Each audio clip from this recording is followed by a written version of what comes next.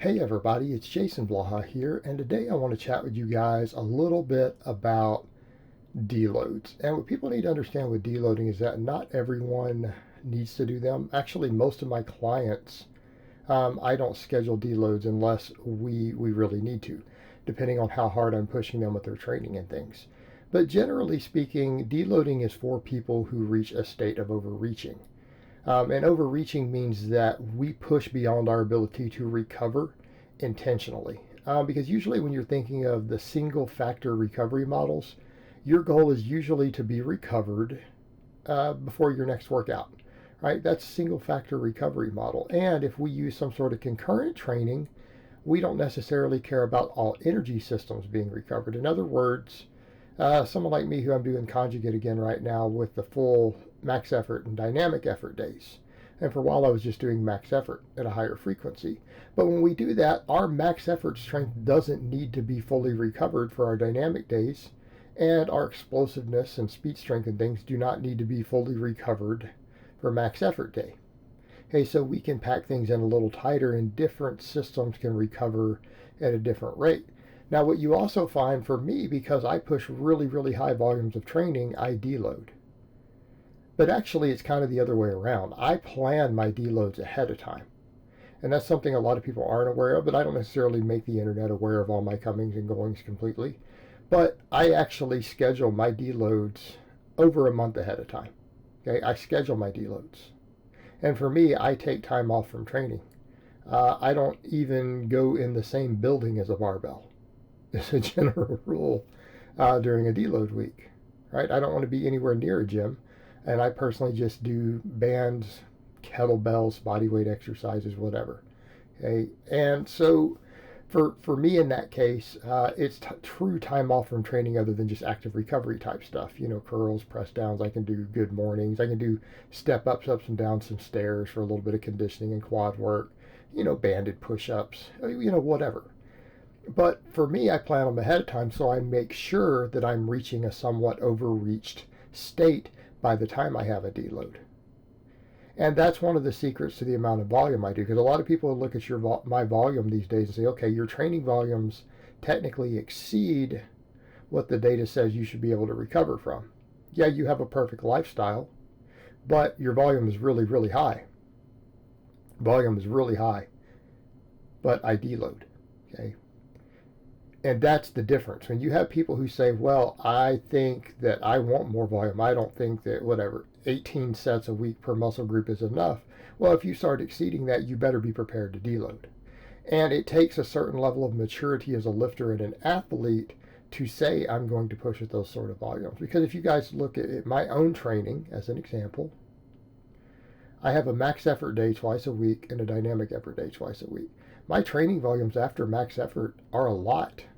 Okay, it's common for me to do 20 high rep, pretty much limit sets or close to limit sets on big multi joint exercises. What do you see me do on a squat or a deadlift max day? I will take those to an all out max and sometimes fail. Okay, that's already fatiguing. And then I will do like 5 sets of good mornings, 5 sets of glute ham raises, 5 sets of rows, 5 sets of reverse hyperextensions, plus whatever curls and grip work and other stuff I do later that day. Max effort bench days are even more, because we do up to 10 sets of supplemental pressing, right? Of 2 different presses. Then JM presses or board presses, like 5 sets, inverted rows, upright rows, biceps. We can get up to 30 work sets on a max bench day. And then we do all this again on the speed days. Okay? You wouldn't normally want to train with those sort of volumes. And if you do, you're going to have to accept that you're probably going to need a deload every now and then. And I don't even take days off. My days off are still a lot of work by many standards. They're not true rest days. Do tons of reverse hypers, abs, sometimes arm work with bands, grip training, neck training, right? That's what we do. So when you're pushing yourself to these limits and you are exceeding your recovery ability, deloads become valuable. And the whole concept behind it is we can make adaptations and grow without recovering. Okay, there's a misconception, is that if you're working off a single factor recovery model, you are working off the idea that all of your growth happens inside of the adaptation window, and that's not necessarily true. What we find is that you can continue to make adaptations later down the road, and other workouts can re-stimulate your adaptation. But as you get more and more advanced as a lifter, and let's be realistic about what I mean by advanced. If you deadlift 400 pounds, I'm not talking about you unless you're a girl. If you're a woman, okay, but if you're a man who deadlifts 400 pounds, we're not talking about you. It requires higher and higher training loads to disrupt homeostasis. We always deal with that issue of maximum recoverable volume. Okay, we always deal with that issue.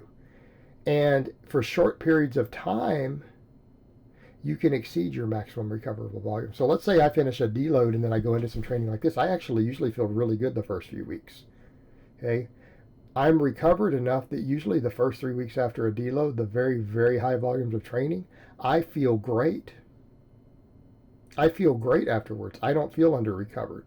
But as the fatigue accumulates, because fatigue does accumulate over weeks and months, you dig deeper and deeper into your recovery inroads, you will eventually find that you start to exceed it. So people will say, I don't understand, did my MRV change? No, it didn't change. You just dug a deeper hole over time because stress accumulates. Just like me when I was running the 7-day-a-week max effort. Okay, I continued to set PRs 3 months deep. And in fact, after one of my deloads, I came back and set really good PRs for about a week. And then my recovery tanked and I was unable to recover, even though I had just done a deload. My workloads hadn't particularly changed other than the weight on the bar for the maxes went up. But you can accumulate fatigue over the course of months and months. It's just like a nagging amount of fatigue that accumulates. And at a certain point, the more weeks we continue to push a certain very high volume that maybe for week 1 is inside your recoverable volume completely. Maybe week 2, wait week 3, it exceeds it, but you don't notice it. Then with each subsequent week and each subsequent workout, the fatigue accumulates more and more and more. And by the time you're getting close to your deload, you are not recovered. You're not actually recovering session to session. You've exceeded your recovery, and that's called overreaching. Overreaching is when we continue to train with volumes that exceed our maximum recoverable volume for a period of time of a week, 2 weeks, 3 weeks. We're now at an overreach state, meaning we are not recovering. We're continuing to adapt. If our work capacity is really, really high and we're getting enough food and sleep and things, we tend to continue to progress in spite of the overreaching until the threshold of where it becomes chronic. Now, chronic overreaching is what is called overtraining. So people misunderstand that. They think overtraining is something that you do. Overtraining is not something that you do. That would be like I'm heart attacking. No, a heart attack's a medical condition. Okay?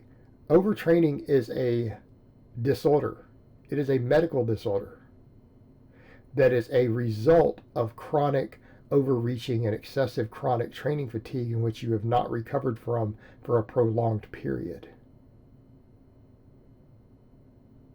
Now, I actually did reach, after my 615 deadlift, the next week or two, I started reaching a true overtrained state, by the way.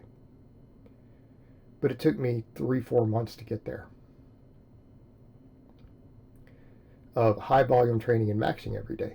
So the point here, if we overreach and we've reached an overreaching state for a week or longer, and then we deload, we continue to make adaptations during that recovery week.